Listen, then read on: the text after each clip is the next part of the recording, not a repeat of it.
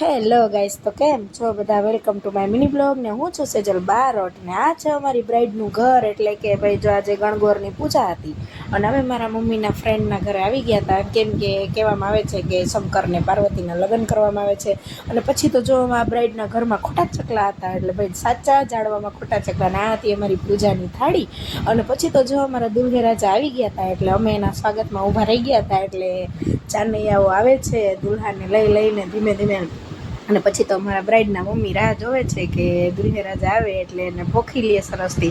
એટલે બ્રાઇડના મમ્મીએ જો દુલ્હે રાજાને પોખી લીધા અને સરસ મજાનું મીઠી વસ્તુ ખવડાવી દીધી. અને પછી તો જો એને ખબર નહીં, આ એ લોકોમાં રિવાજ હોય છે મારવાડીમાં, એટલે એ રિવાજ કરી અને દુલ્હે રાજાને ઘરની અંદર લીધા. અને પછી તો મારા સાસુમાને દીધા કે ભાઈ તમે અંદર લઈને આવો. એટલે મમ્મી દુલ્હે રાજાને લઈને અંદર આવી ગયા હતા. અને જઈ શકો છો તમે, કેવા સરસ મજાના ક્યુટ છે. હું તો જો પહેલી વાર આવી છું આ પૂજામાં, એટલે કાંઈ ખબર નથી અને કાંઈ ભૂલચૂક થાય તો ભાઈ માફ કરી દેજો. ને આ છે અમારા દુલ્હે રાજા ને અમારી બ્રાઇડ. તો કેવા સરસ લાગે છે તે કોમેન્ટમાં કહેજો. અને પછી તો જો હાર પહેરાવવાની રસમ હતી, એટલે અમે તો બ્રાઇડને લઈને હાર પહેરાવવા આવી ગયા હતા. પછી બંને જણાને હાર પહેરાવાઈ ગયા, એટલે થોડુંક આપણે નાચ ગાવાનું હોય, એટલે પછી જો નાચી ગાઈ લીધું.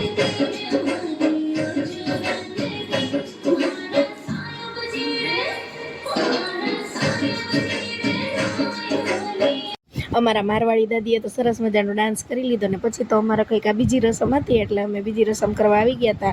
અને ખબર નહીં રસમને કહેવાય, મને ખબર નથી જરાક, તો કહેજો કોમેન્ટમાં જે લોકો મારવાડી જોતા હોય છે તે.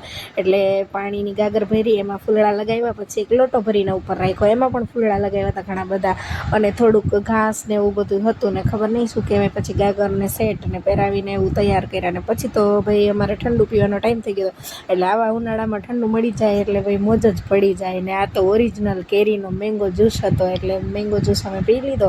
અને પછી અમારે જે ઓલી ગાગરને સળગાવી હતી એને અમારે બંને જણાને ઉપાડવાની હતી, એટલે હું ને મારા નણંદબા અમે ઉપાડી લીધી. પછી જો આવી ગઈ હતી પીઠી રસમ. એટલે પીઠી રસમમાં જો બ્રાઇડના મમ્મી આવી પીઠી લગાવીને વયા ગયા. પછી તો મારો વારો હતો, એટલે હું પણ આવી ગઈ હતી પીઠી લગાવવા માટે થોડીક વાર. ને પછી તો અમારે કરવાની હતી મહેંદીની રસમ, એટલે બ્રાઇડના મમ્મી મહેંદીની રસમ કરવા આવી ગયા હતા. અને પછી જો મહેંદીની રસમ પૂરી કરીને અમારે તો બહુ જોરદાર નાચ ગાવાનું છે. અને પછી તો જો આ દુલ્હેનના મમ્મી પણ આવી ગયા હતા, એટલે અમે તો મહેંદી રસમ ખતમ કરી.